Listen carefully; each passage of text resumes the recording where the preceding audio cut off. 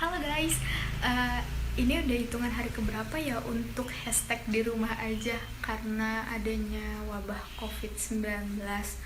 Jadi semuanya serba online dan ini rapih kayak gini tuh bukan mau pergi karena kan pergi keluar udah nggak boleh. Jadi kita di rumah aja cuma mau kuliah online dan kalau dipikir-pikir tugas tuh numpuk banget ya sampai aku lupa loh deadline tugas tuh kapan aja ya. Wah bahaya nih. Aku tuh kalau nyimpen tugas-tugas kayak gitu di laptop atau aku chat Tata atau yang lain teman-teman aku. Apa kita lihat laptop dulu kali ya, takutnya ada yang hari ini dikumpulin tiba-tiba.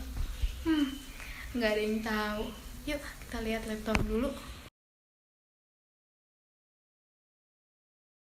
Guys, aku udah buka laptop nih. Terus dari tadi tuh banyak banget yang ngechat. Aku tuh takutnya hari ini ada deadline tugas. Tuh kan bunyi lagi, hari ini ada deadline tugas dan aku lupa ngerjainnya.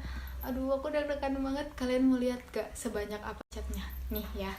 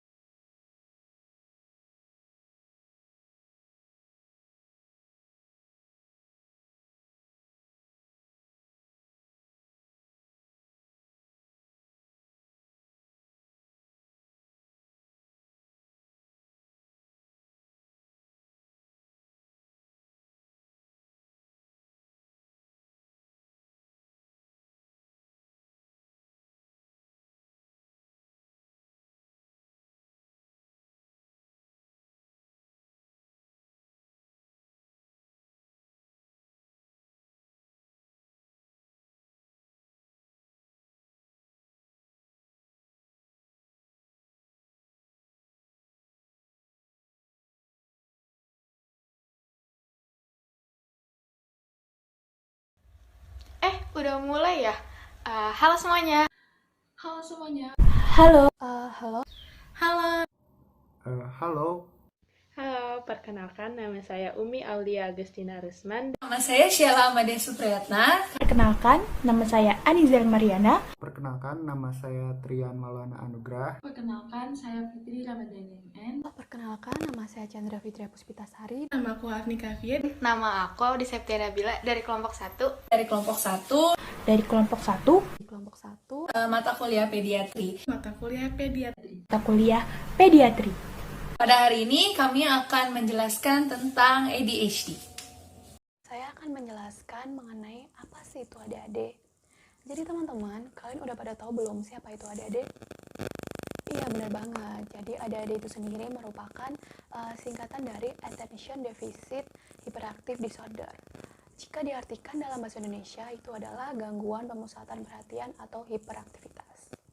Dalam istilahnya, ADHD ini merupakan gangguan perkembangan syaraf yang ditandai dengan gangguan dalam memfokuskan perhatian, hiperaktif, dan impulsif. Kriteria diagnosis ADHD didasarkan pada Manual Statistik Diagnosis edisi kelima atau DSM-5 yang terdiri dari berbagai tanda dan gejala sebagai manifestasi dari defisit perhatian atau hiperaktif impulsif atau kombinasi dari keduanya. Manifestasi dari defisit perhatian termasuk kurangnya perhatian terhadap detail, rentang perhatian yang pendek, pelupa, mudah teralihkan, dan ceroboh. Manifestasi hiperaktif termasuk peningkatan gerakan dalam situasi yang mengharuskan orang untuk tetap diam. Sementara manifestasi impulsif termasuk tindakan impulsif dan intrusif. Gangguan perilaku yang timbul pada anak dengan pola gejala restless atau tidak bisa diam, inatentif atau tidak dapat memusatkan perhatian, dan perilaku impulsif yang semuanya mengarah pada masalah self-regulation. Selanjutnya, kita akan membahas tentang etiologi ADHD. Nah, untuk ADHD sendiri belum diketahui penyebab utama atau penyebab tunggal terjadinya ADHD. Tapi pada kenyataannya, setiap terjadinya ADHD selalu berkaitan dengan kombinasi antara faktor genetik dan pengaruh lingkungan. Nah, beberapa faktor yang diketahui yang berkaitan dengan ADHD antara lain ada paparan toksik prenatal, prematuritas, dan gangguan prenatal mekanik. Nah, faktor-faktor tersebut diyakini menyebabkan adanya kerusakan pada otak yang berperan dalam pemrosesan informasi, termasuk dorsal anterior cingulate cortex, ada dorsolateral prefrontal cortex, ada orbitofrontal cortex, dan prefrontal cortex. Selanjutnya itu adalah faktor pendukung. Nah, faktor pendukung terjadinya ADHD antara lain yang pertama itu adalah faktor genetik. Yang kedua adalah kelahiran prematur. Yang ketiga ada kelainan struktur atau fungsi otak. Yang keempat ada kerusakan otak sewaktu dalam kandungan. Yang kelima adalah ibu hamil yang mengkonsumsi nafza, meminum minuman beralkohol, dan merokok selama waktu kehamilan itu memiliki resiko lebih tinggi untuk anaknya terkena ADHD. Selanjutnya itu adalah ibu hamil yang mengalami stres. Dan terakhir adalah paparan racun dari lingkungan sewaktu masa kanak-kanak. Nah, sekarang kita akan membahas simptom atau gejala anak ADHD. Ada 3 gejala utama anak ADHD. Yang pertama, mereka inattentiveness atau mereka tidak mampu memusatkan perhatian. Yang kedua, mereka berperilaku hiperaktif. Hiperaktif adalah sikap yang seolah tidak bisa diam dan tenang. Yang ketiga, mereka berperilaku impulsif. Perilaku impulsif adalah kondisi di mana seseorang mendapatkan dorongan untuk melakukan sebuah tindakan tanpa memikirkan konsekuensinya terlebih dahulu. Dan yang keempat, ada gangguan khusus. Untuk prevalensi ADHD ini sendiri berbeda-beda pada setiap daerahnya. Hal tersebut tergantung pada sosiodemografi masing-masing daerah. Dan prevalensi gangguan ADHD ini sendiri di Amerika itu sekitar 7%. Dan anak laki-laki lebih sering mengalami gangguan ADHD ini sendiri dibandingkan dengan anak perempuan. Jika di Indonesia, prevalensi penderita ADHD untuk saat ini belum diketahui secara pasti. Nah, gimana sih cara mendiagnosis anak dengan ADHD? Ada 2 cara untuk mendiagnosis dengan anak ADHD. Yang pertama, ada alat diagnosis computed tomography atau CT scan. Dan yang kedua, ada magnetic resonance imaging atau MRI. Selanjutnya adalah tipe ADHD. Nah, ADHD dibagi menjadi 3 tipe. Yang pertama itu adalah tipe inattentive. Maksudnya di sini adalah anak-anak yang menunjukkan kurangnya perhatian terhadap sesuatu. Biasanya anak dengan ADHD inattentive akan mengalami kesulitan dalam berkonsentrasi atau fokus, sulit untuk mengerjakan tugas, bahkan sulit untuk mengikuti petunjuk. Yang kedua adalah tipe hiperaktif. Nah, tipe hiperaktif di sini maksudnya adalah anak-anak yang tidak bisa diam. Yang ketiga adalah tipe gabungan. Nah, maksud dari tipe gabungan di sini adalah anak dengan ADHD tipe gabungan, dia akan menunjukkan gejala yang ada pada tipe inattentive dan tipe hiperaktif. Nah, jadi di sini saya akan membahas tentang instrumen-instrumen pendukung yang biasa digunakan untuk mendiagnosis kasus ADHD. Jadi, ada 3 komponen yang dinilai. Yang pertama, ada cognitive impulsivity, tactile discrimination, dan juga praksis. Yuk, kita bahas satu-satu. Nah, kita mulai yuk dari tahapan yang pertama adalah penilaian terhadap cognitive impulsivity. Biasanya dalam penilaian ini digunakan instrumen namanya EMIC atau kepanjangan dari Magellan Scale of Impulsivity Computerized. Guna dari fungsi dari instrumen ini adalah untuk menilai gerakan impulsif si pasien itu sendiri. Jadi caranya adalah si anak nanti akan diberikan komputer. Nah, dan diberikan 5 kali percobaan. Jadi 4 percobaan pertama itu si anak disuruh untuk memahami instruksi dan juga cara menggunakan mouse itu sendiri. Dan percobaan kelima, yaitu percobaan terakhir, baru deh si terapisnya mempercayakan si anak apakah anak ini mampu mengikuti instruksi yang tadi telah diberikan dengan cukup baik atau tidak. Jadi ketika jawaban si anak nanti itu benar, di komputer akan muncul emoticon senyum. Tapi jika jawaban si anak itu salah, maka akan muncul emoticon sedih. Seperti itu. Untuk penilaian kedua yaitu pada tactile discrimination. Biasanya dalam penilaian kedua ini digunakan 2 form. Yang pertama adalah finger location test dan juga tes grapestesia dari Battery Neuropsychologist Luria, Nebraska. Saya akan menjelaskan kinerja dari masing-masing 2 instrumen ini. Yang pertama, pada instrumen tes pelokalan jari, biasanya si anak itu disuruh tutup matanya, lalu si terapis akan menunjuk beberapa jari si anak ini secara bersamaan. Lalu si anak itu harus menyebutkan jari mana yang disentuh itu. Dan dalam penilaian instrumen ini menggunakan modifikasi dari 20 item, sehingga nilai scoringnya itu berkisar dari 0 hingga 20. Jadi kalau si anak itu mendapatkan skor yang tinggi, maka itu akan menunjukkan kemampuan lokalisasi jarinya itu baik. Dan biasanya tes ini digunakan untuk anak dengan usia 6-13 tahun. Nah, sedangkan untuk grapestesia test, si anak juga biasanya matanya itu ditutup dan si terapis menggambar sebuah bidang seperti lingkaran atau segitiga di punggung tangannya. Lalu si anak harus menebak gambar apa yang digambarkan di tangannya itu. Jadi, dan skor pada instrumen ini kisarannya adalah 0-16. Dan jika skornya itu tinggi, maka kemampuan diskriminasi sentuhannya itu akan semakin baik. Sama seperti instrumen sebelumnya. Jadi semakin tinggi skornya, maka kemampuannya akan semakin baik. Nah, yang terakhir adalah instrumen-instrumen yang digunakan untuk memeriksa praksis. Jadi, praksis itu sendiri terdiri dari 4 proses. Yang pertama ada ideation, kedua ada perencanaan, ketiga ada sequencing, dan yang terakhir ada eksekusi. Sekarang yang pertama adalah ideation. Biasanya dalam pemeriksaan ideation digunakan instrumen namanya BADS atau kepanjangan dari Behavioral Assessment of the Dysexecutive Syndrome. Fungsi dari penilaian dengan menggunakan BADS ini yaitu untuk menentukan keterampilan perencanaan tindakan dan juga pemecahan masalah. Dan instrumen BADS itu sendiri dapat kita lihat gambarnya seperti di dalam slide ini.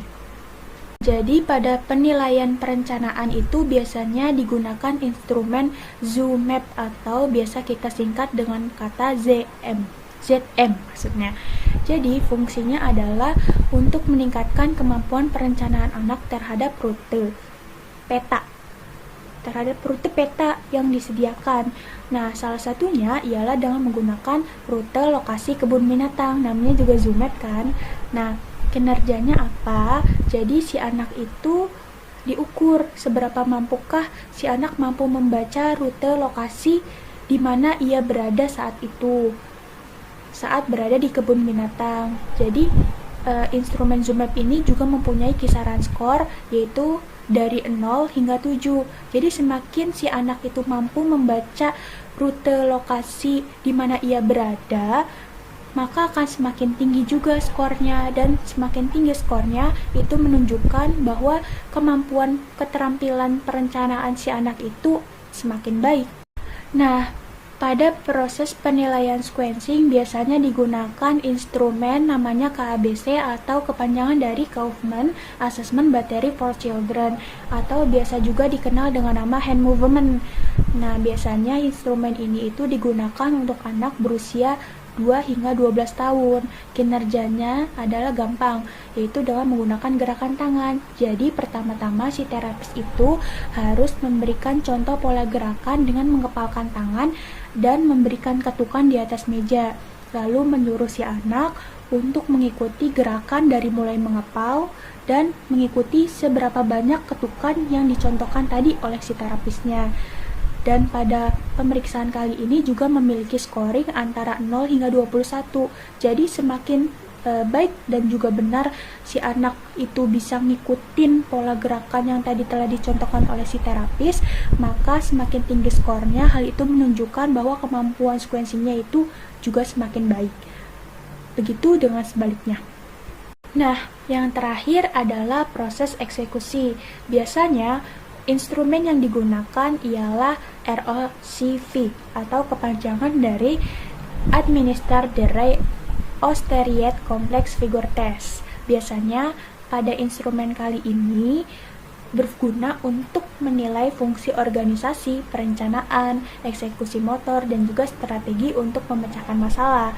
Nah, kinerja dari instrumen ROCV ini adalah jadi si pasien nantinya akan disuruh menyalin gambar yang telah kita sediakan tanpa batasan waktu, jadi unlimited. Nah, pemeriksaan kali ini juga memiliki scoring antara 0 hingga 36. Jadi semakin si pasien itu mampu mendapatkan skor yang tinggi, maka kemampuan eksekusinya akan semakin baik, dan begitu pula dengan sebaliknya. Seperti itu. Itulah instrumen-instrumen yang digunakan dalam diagnosis ADHD. Nah, selanjutnya ada tata laksana okupasi terapi untuk anak dengan ADHD. Jadi di sini kami mengambil salah satu jurnal yang berjudul Occupational Therapy Intervention for Children with ADHD, a Systematical Review. Nah, di sini si peneliti mengumpulkan 17 artikel yang dimana hasilnya adalah intervensi okupasi terapi untuk anak dengan ADHD berfokus pada intervensi kognitif, motorik, sensorik, dan play. Nah, selanjutnya ada penata laksanaan kognitif. Jadi, dalam jurnal ini, si peneliti menemukan hasil yang signifikan mengenai COGFUN atau Cognitive Functioning yang didapat dari satu jurnal karangan Han and Markowitz et al. Yang berjudul Effectiveness of Cognitive Functioning or COGFUN with Children with ADHD. Nah, si intervensi COGFUN ini secara teoritis mendorong dan mengatasi kekurangan yang berorientasi pada tujuan. Nah, COGFUN ini juga mendukung partisipasi melalui pembelajaran strategi spesifik eksekutif, yaitu review, plan, dan stop. Nah, dalam perencanaan tujuan aktivitas yang menargetkan pengaturan diri, memori kerja, dan perencanaan. Nah, tujuan tersebut bermakna bagi anak dan dengan memanfaatkan sumber daya, motivasi, serta kognitif menuju perilaku yang diinginkan atau perilaku yang bertujuan. Nah, si terapi ini dikemas dalam aktivitas bermain dan dibuat menyenangkan. Nah, tadi kan disebutkan bahwa COGFUN ini berorientasi pada tujuan. Nah, di sini ada beberapa tujuan-tujuan yang dipakai oleh si terapis. Di antaranya ada organize my backpack for school, be ready in the morning on time, dan ada selanjutnya bisa dibaca. Ya. Nah, jika sudah, terus di sini ada transfer goals. Di antaranya ada keep my room tetap bersih. Terus ada mengeluarkan barang-barang dari tas jika sudah pulang sekolah, dan lain halnya. Itu bisa dibaca, silahkan dibaca. Jika sudah, kita lanjut ke slide selanjutnya. Nah, dalam jurnal ini disebutkan bahwa terapi dilakukan selama 10 kali dengan 1 kali terapinya itu 1 jam. Nah, dalam terapi ini peran orang tua atau caregiver itu sangat penting dalam keberhasilan dari terapi ini, karena si terapis akan memberikan semacam log aktivitas kepada orang tua untuk dilakukan di rumah, dan hasilnya akan di-emailkan kepada terapis. Nah, sebenarnya sih setelah saya baca dari Cogvan ini, metodenya mirip dengan behavioral therapy dikarenakan si terapis memberikan reinforcement atau penguat berupa hadiah kepada anak apabila berhasil melakukan aktivitas yang diinginkan oleh terapis dan orang tua. Nah, di sini tuh misalnya saat sesi terapi, terapis bermain dengan anak, bermain ABCD 5 dasar misalnya. Jika anak berhasil fokus selama 10 menit, maka akan diberi hadiah berupa mainan atau permen misalnya. Nah, selanjutnya ada pengaturan waktu. Nah, pengaturan waktu di sini membantu setiap anak untuk belajar stop, belajar untuk kapan harus mulai, kapan harus berhenti, dan menjadikan anak fokus memikirkan tujuan dalam seharinya. Serta perencana harian ini membantu anak untuk merencanakan kedepannya mau seperti apa dan membantu untuk memantau pencapaian tujuan. Nah, si peneliti juga menggunakan metode game di HP dan aktivitas yang menantang komponen eksekutif seperti Simon Says, permainan kartu, merencanakan pesta. Oke. Nah, selain kognitif, ada juga penata laksanaan motor bagi anak dengan ADHD. Seperti yang kita tahu, kalau anak ADHD itu sering memiliki masalah pada motoriknya. Di sini, di jurnal yang kita temui, ada 3 cara, yaitu yang pertama oleh Pasbo dan Hetzky. Di sini dituliskan bahwa mereka tuh menemukan pelatihan motorik halus 3 dimensi, itu menghasilkan peningkatan signifikan dalam kecepatan dan bentuk huruf yang konsisten dalam bentuk tulisan tangan. Di sini mereka menilai kecepatan, ukuran glyph atau simbol dalam penulisan, ketinggian mengangkat pulpen dari kertas, jumlah pengulangan, dan pola coretan. Nah, di sini ditemukan praktiknya, didapatkan bahwa peningkatan fungsional dalam tulisan tangan, yaitu antara lain peningkatan kecepatan dan bentuk huruf yang konsisten, dapat dicapai untuk anak-anak yang defisit yang timbul dari ADHD-nya. Jadi misalnya kalau anak ADHD juga mengalami disgrafia, maka okupasi terapi dapat melakukan pelatihan motorik halus untuk dapat meningkatkan kemampuan menulisnya. Lalu yang kedua adalah pelatihan metronom interaktif. Dia itu berbentuk seperti PC yang berguna untuk meningkatkan perhatian, keterampilan akademik, bahasa, kesulitan perilaku, dan fungsi motorik pada pasien dari segala usia yang menderita berbagai gangguan termasuk ADHD. Lalu yang ketiga adalah mengenai kinerja motorik kasar. Di sini dilakukan intervensi COAP atau kesingkatannya dari The Cognitive Orientation to Daily Occupation Performance. Di sini dia tuh mengalami peningkatan yang signifikan dalam kinerja motorik anak-anak dengan ADHD. COAP ini dibuat oleh terapi okupasi yang dirancang untuk mengatasi masalah kinerja anak-anak dengan DCD yang hadir dengan masalah koordinasi motorik yang dapat mengganggu pekerjaan sehari-hari seperti kegiatan kehidupan sehari-hari, sekolah, dan hubungan sosial. Maka anak-anak dengan ADHD ini mereka dilatih dalam motorik kasarnya melalui COAP ini untuk dia dapat mandiri dalam melakukan aktivitas kesehariannya. Oke, sekarang pembahasan penata laksanaan sensori. Jadi pendekatan pemrosesan sensori untuk anak-anak ADHD adalah umum dalam literaturnya, dalam acuannya, tetapi hanya ada 2 studi yang memenuhi kriteria dengan tingkatannya yang berbeda. Yang pertama, studi tingkat 1 yang diselesaikan oleh Lin dan rekannya, tapi dia tidak memiliki dampak yang signifikan. Nah, yang kedua, studi tingkat 4 oleh V2 dan Erwin, dia menunjukkan kesignifikanان dalam perilaku di tempat duduk dan ketika anak-anak menggunakan bola stabilitas. Nah, jadi kesimpulan dari 2 studi yang memenuhi kriteria inklusi, yaitu sensori yang paling bagus untuk anak ADHD yaitu memakai bola gimbal atau bola stabilisasi. Karena apa? Karena ketika anak tersebut duduk di atas bola, selama pengerjaan tugasnya nanti sang anak akan bisa fokus karena dia di atas bola. Kalau dia bergerak sedikit pasti dia akan terjatuh dan tidak stabil. Nah, sekarang akan membahas penata laksanaan dengan play. Yang pertama, teraplay, yaitu suatu intervensi yang dapat menghubungkan atau mengeratkan hubungan antara orang tua atau caregiver dengan anak atau pasiennya dengan metode bermain yang aman dan nyaman.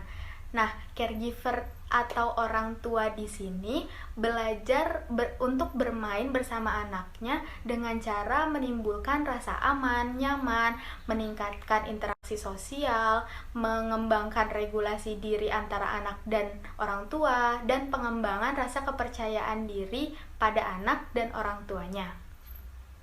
Nah, jadi interaksi teraplay ini terfokus pada 4 hal yang ditemukan dalam hubungan sehat antara orang tua dan anak. Yang pertama, yaitu struktur. Struktur yang dimaksud adalah orang tua dapat membuat lingkungan sang anak terorganisir, terprediksi, dan membantu anak agar dapat berkomunikasi dengan aman. Nah, yang kedua adalah asuhan. Asuhan di sini mengacu pada kata kepedulian terhadap anak dan membuat anak merasa tenang, nyaman secara fisik maupun emosinya. Yang ketiga adalah keterlibatan.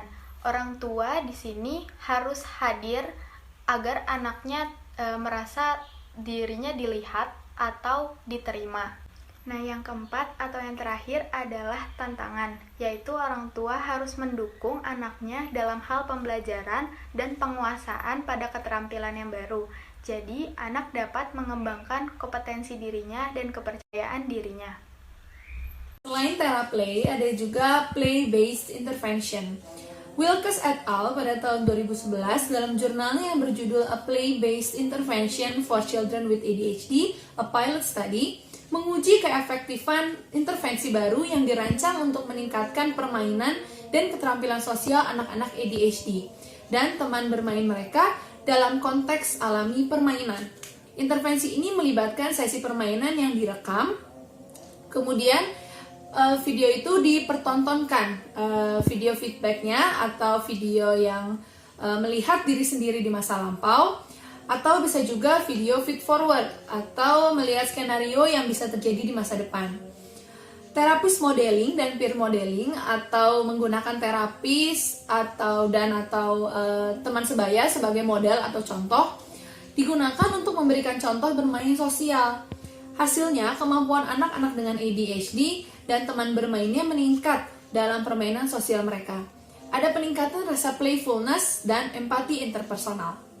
3 tahun setelahnya, Wilkes Gillan et al. Pada tahun 2014 dalam jurnalnya yang berjudul Evaluation of a Pilot Parent-Delivered Play-Based Intervention for Children with Attention Deficit Hyperactivity Disorder mengevaluasi intervensi yang bertujuan untuk mengatasi kesulitan sosial anak-anak dengan ADHD kepada orang tua.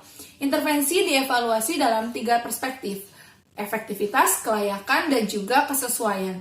Penelitian ini melakukan pendekatan intervensi yang disampaikan orang tua yang mendukung memasukkan orang tua ke dalam proses intervensi untuk meningkatkan keterampilan bermain anak-anak.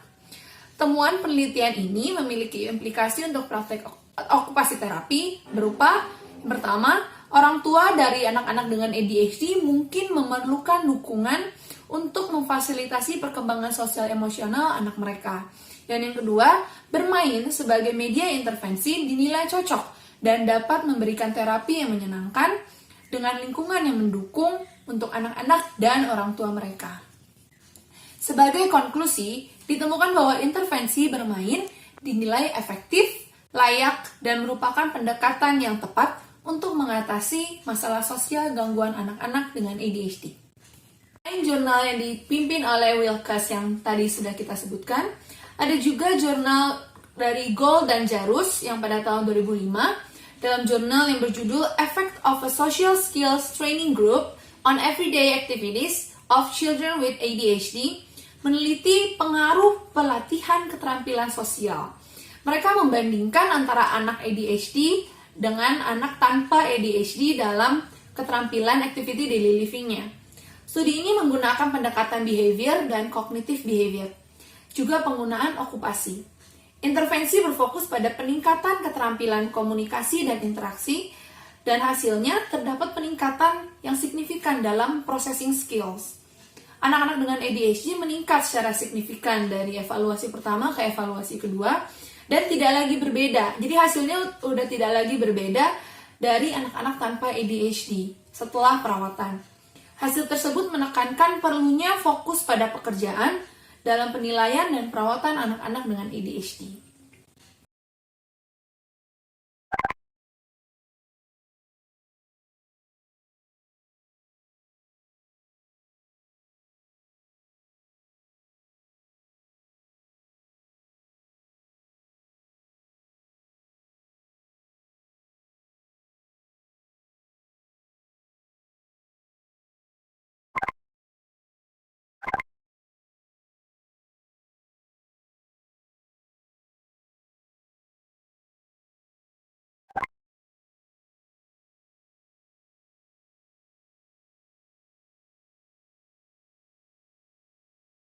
Jadi begitu teman-teman, sekarang udah ngerti kan apa yang dimaksud dengan ADHD dan apa yang bisa terapis okupasi lakukan untuk memberikan intervensi pada anak-anak ADHD, ya kan?